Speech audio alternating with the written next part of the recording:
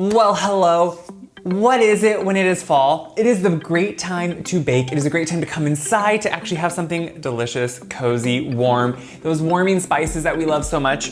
So today is a really simple pumpkin loaf. It's pumpkin bread, but okay, let's be honest, those breads, those quick breads, they're not really breads. They are dessert, they are cake. So I like pumpkin loaf better because it is sweet. I like to use it as a dessert or as a sweet treat once in a while. And it's really simple because you need no mixer or anything because it's such an easy, really kind of easy batter to stir that goes together really quick, and you can do it pretty much all in one bowl. And that's what I love. So to get started, we have our bowl and I'm gonna just start putting some things in it. So we're gonna start with eggs. Now, this, as most pumpkin breads or pumpkin loaves do, this uses a whole can of pumpkin.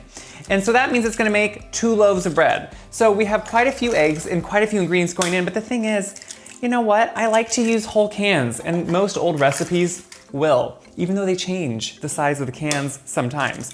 So once we get our eggs in there, I'm doing that first just to make sure I don't get shell in there or anything like that. I'm just gonna take a whisk and we're just gonna break up the eggs just to make sure we can get them all incorporated. You just want them to all be evenly kind of, you know, this way they mix into everything else easier.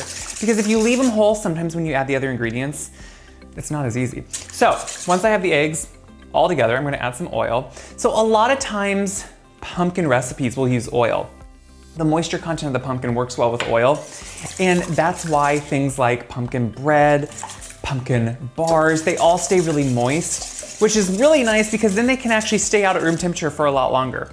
So once we have the oil in there, once we have the eggs, we're gonna add some sugar. Now, this is where I'm saying it's a sweet treat once in a while. It's not one of those things that you wanna wake up and necessarily eat for the day because this is not gonna sustain you. It's like a sugar surge and then back down. So you wanna have it once in a while. You wanna enjoy it, so I love to have it for dessert. I love to have it on special occasions when people are coming over, so like everyone can just enjoy it. We have the sugar in there, and now the star of the show is pumpkin. The thing with pumpkin is, it's always good. It's really just kind of always the same. Canned pumpkin is always delicious. I do usually buy organic, and yes, you can of course puree your own. I will say though, when you do your own at home, depending on the type of squash or pumpkin you use, it can be inconsistent in the moisture content. So when you use canned, it's always completely consistent and your recipes will always come out the same. And that's what I like about certain things, especially for baking. So that's our wet ingredients pretty much. We're gonna add a little bit of vanilla. We're kind of doing this reverse from how we would a lot of recipes, but it just works well, especially since we want to do it in one bowl. So we add some vanilla, stir it around. Already it smells good. And now we can just go on to the dry ingredients. Do you see how simple this really is? For the dry ingredients, we're gonna start with some flour. So you can tell that all the liquid ingredients we've put in already, they're pretty wet. And so we have a really liquidy batter, and that's what's really gonna come out, but you need a lot of flour to balance that out.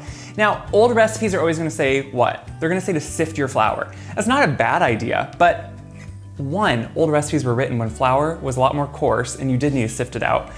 But now what we like to do is look, if you just kind of stir your flour, use a scoop, let it go into your cup like this, you're not gonna pack it in, because if you go in there and you take your measuring cup and you go in and scoop flour, you're stuffing it in the measuring cup, and you don't wanna do that. So instead, we're just using a scoop, and it's kind of just like sifting as you go. This is what my mom always did. This is what my grandma always did. Why take the time to sift? Once our flour is in there, we're gonna of course add some salt. Salt is just kind of one of those things that baking needs because it balances out sometimes the sweetness, but also it's a flavor enhancer. It brings out a lot of other flavors. We're gonna add some baking soda. Again, that's just gonna help with the rise. It's gonna help with wonderful browning of it, which is what you want when something is baked. And then we're gonna add the best part, which is the spices. Spices in the fall are what really, because let's be honest, what is pumpkin spice when you get like a drink, when you get something? It's the actual spices you're tasting, not often the pumpkin. So we're gonna start with cinnamon. It's that warming spice. It gives you that inherent almost sweetness because that's how we have it so often. We're gonna add a little bit of ginger, just ground ginger. This is honestly pretty much the same as what we would use if we were making a pumpkin pie or anything else. And then I'm gonna do, when I have nutmeg, I get whole nutmeg.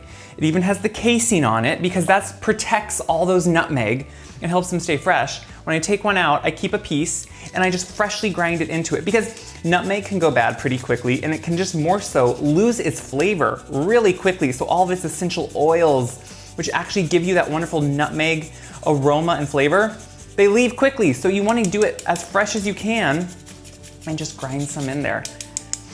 And it will give you a much better nutmeg than the jar stuff. So we're gonna mix this first just with a whisk.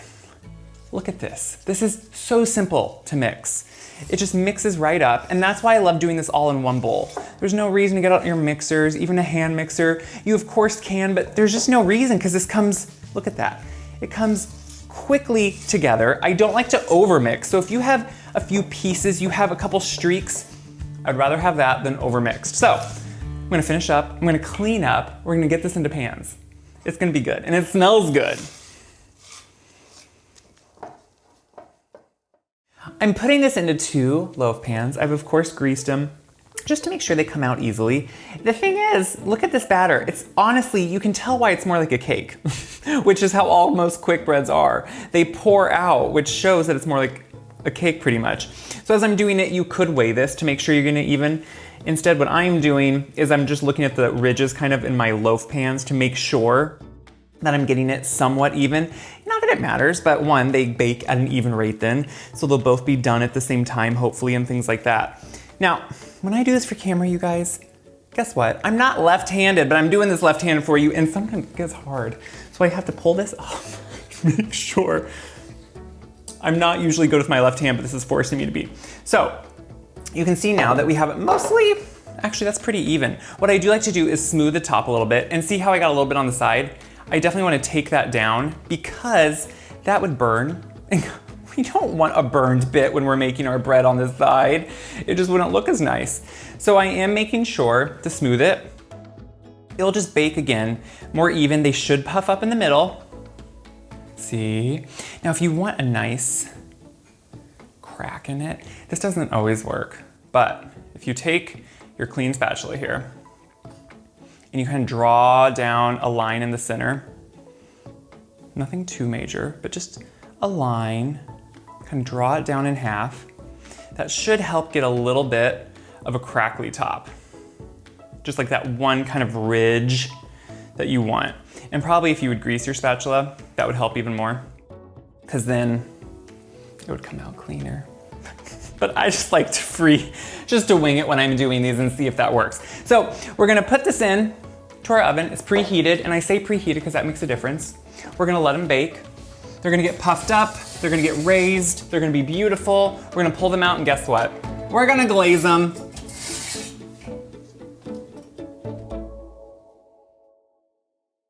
I took the bread out when they were done, and to check when it's done, I just take a skewer, make sure when I insert it, it comes out clean. Obviously, I've been letting this cool slightly. It has a little bit of warmth on it, but it's cool. Look at the nice cracks on them. That's honestly, it's just for aesthetics, it's just for looks, but drawing that through the middle really makes it look like a nice top with a nice cracked top. I just think it looks good. So now we're gonna make just a quick, simple glaze. Do you have to? No. Are we gilding the lily? Yes, we are. Why not? So we have a little bit of powdered sugar. Now this I did sift because you don't want lumps when you make a glaze because it will show when you actually glaze something. So I did sift it. We're gonna add a little bit of milk just to, you kind of want to add little bits at a time. So I'm gonna add some, I'm doing maple flavoring. Why? Because it's fall and I think maple, pumpkin, cinnamon, why not? A little bit of cinnamon. I know, I measure things very precisely. You have to be perfect when you measure for certain things. And then we're just gonna mix it up. So as you're mixing, you can kind of just see that it comes together really quickly. Glazes, they take no time and they come together really simple. And if you always think, uh-oh, I made it too thick or too thin, guess what? You can just add either more milk or more powdered sugar and that will make it get better.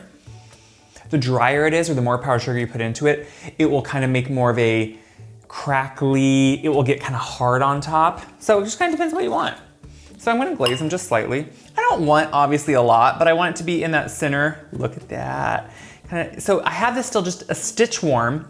Why? Because that's gonna actually help this get a little bit soft on it. That glaze is gonna kind of get melty and it's gonna really help coat it and cover it. Oh, look at that. How does that not look good? It looks so good when it's actually just getting on top of there and kind of melting all over.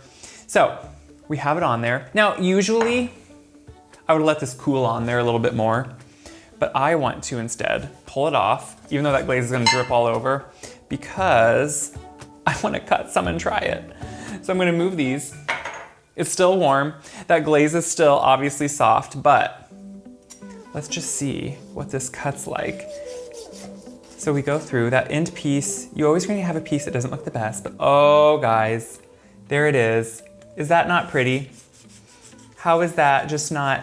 This is why I'm calling it a loaf, because look, it's really a gorgeous, more cake-like. See the texture? You can see it's soft. It's really moist. I know we hate that word, but it's descriptive. It works. Guess what? It's good. It's delicious, actually. It's pretty simple. This is what grandma made growing up. This is what mom always made. It's what I still make. Why? Because it's just that simple, homey pumpkin loaf. You have the beautiful, soft texture, great crumb, but also you get that wonderful just aroma of fall. You get the cinnamon, you get the little bit of nutmeg, the ginger comes together. And if you do the maple glaze, you'll be glad you did because it's delicious. So what do I hope you do? I hope you try this out and make some, because one, sharing is caring. So if you want to make some friends, make pumpkin bread, pass it out, have people over, enjoy it with coffee, with tea, with drinks, whatever it is. Mulled cider. No one's gonna say no to that. Try it out. Share the video around because it helps me so much, but it helps everyone see this stuff is super easy. It is doable. If I can do it, anybody can do it, and anybody can enjoy a great season. So share it around. Check my website, wiseguide.com, for this recipe, so many other recipes. Until next time, make some pumpkin loaf. Enjoy it. I'm gonna go take this piece and I'm gonna eat it.